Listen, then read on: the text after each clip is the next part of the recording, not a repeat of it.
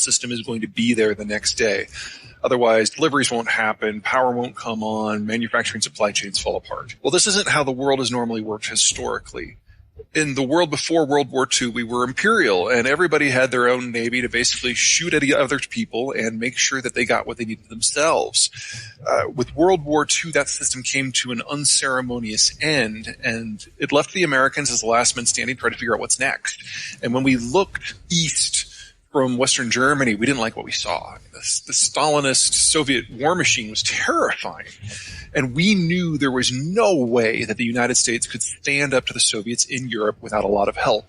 So the trick was, how do you convince the Europeans, who have an epic poem of mutual grievances, to stand shoulder to shoulder in front of you and face down the Soviets with you? And so we bribed them.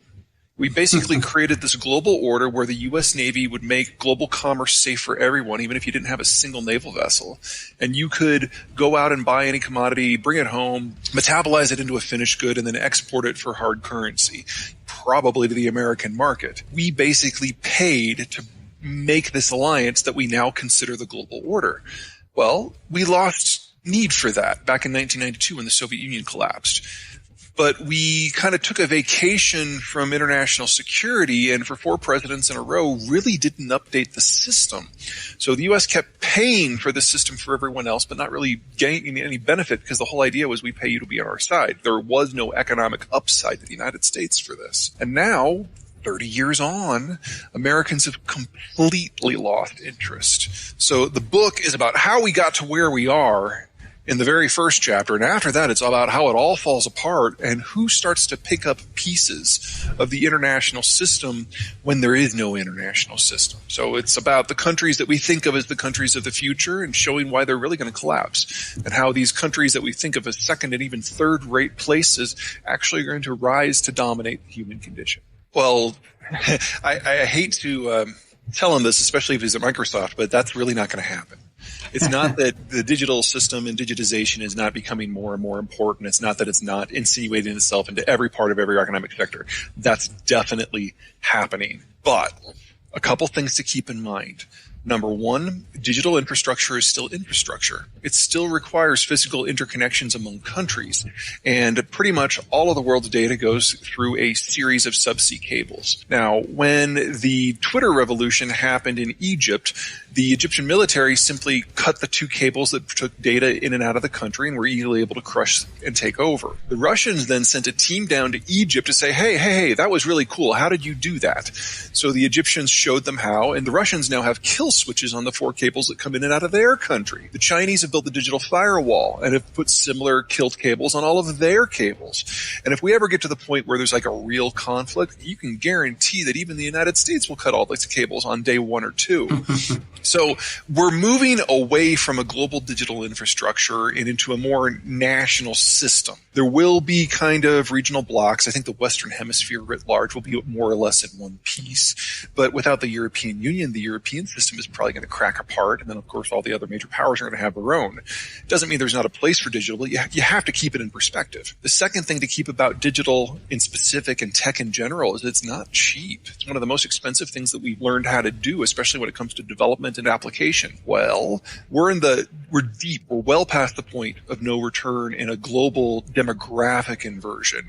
And most of the developed world will be moving into mass retirement this decade, and the Chinese are already on average older than Americans. When you're in your 40s or your 50s and your early 60s, you generate a lot of capital. And we've had this huge bulge globally in that age demographic for the last 15 years. That is in part what has allowed the technological revolution, the digital revolution, to happen. That ends this decade.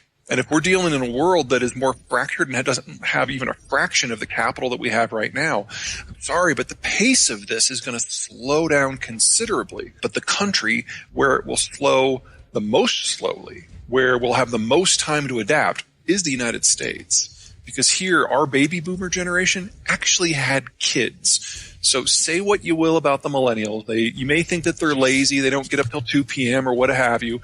They exist. And as they grow up, and I define that in the loosest possible terms, they are following the patterns of the generations who have come before. They are saving as they get older.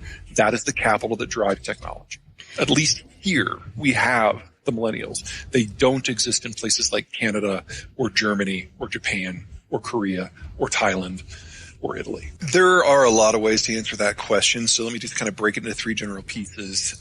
First of all, there's something to be said for the general breakdown in international cooperation and early warning systems that have happened in the United States and around the world where we could have done better. That's fair. But keep in mind that the Chinese sat on all their data. They're still not sharing all of their data.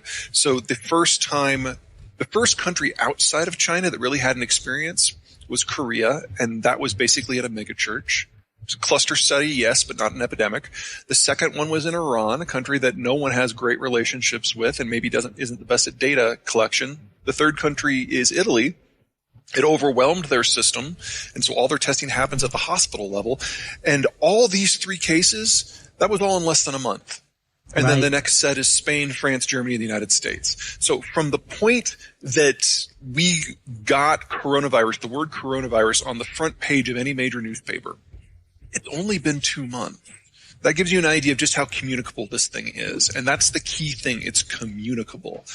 Because of the speed of that, it was very difficult to have any sort of meaningful response.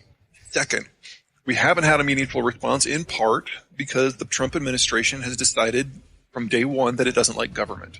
So there are still thousands of positions that are unfilled throughout the federal bureaucracy, including positions that would deal with issues like this, or deal with foreign cooperation on issues like this. There just aren't senior staff there to make calls, and that has absolutely hampered everything that we've been doing. And then the third issue is where we're going. Because this is 3 times as communicable as the flu, because about 1/5 of the people who contract the illness have to be in hospital for at least a little bit, we're talking about something that is going to take the wind out of the sails of the global economy, not for weeks, not for months, but probably until we get a vaccine.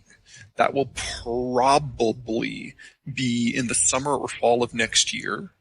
I don't want to leave you all depressed. There is a lot of new breakthroughs that we've had in genetics in the last few years. They're being applied to one strain of this vaccine effort, which is already 2-3 months ahead of schedule. So it is theoretically possible we'll have a working vaccine by this fall. Probably not for everybody, maybe for healthcare workers, but that would still break the back of this.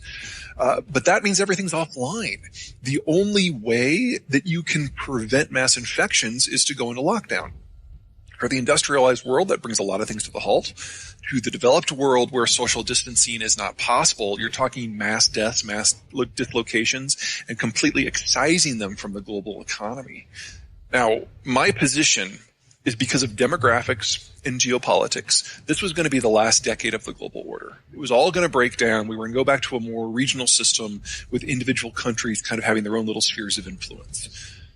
Coronavirus has sped that up because if this only lasts a year, by the time that this is over, we're going to be so close to the gross twilight of the baby boomer generation that there won't be time to rebuild afterwards before they vanish from the workforce and vanish as capital providers. You could argue that some parts of Europe are there already. And if you take the developing world offline and break all the supply chain systems, then everybody has to rebuild their manufacturing systems locally out of necessity. We're not going to go back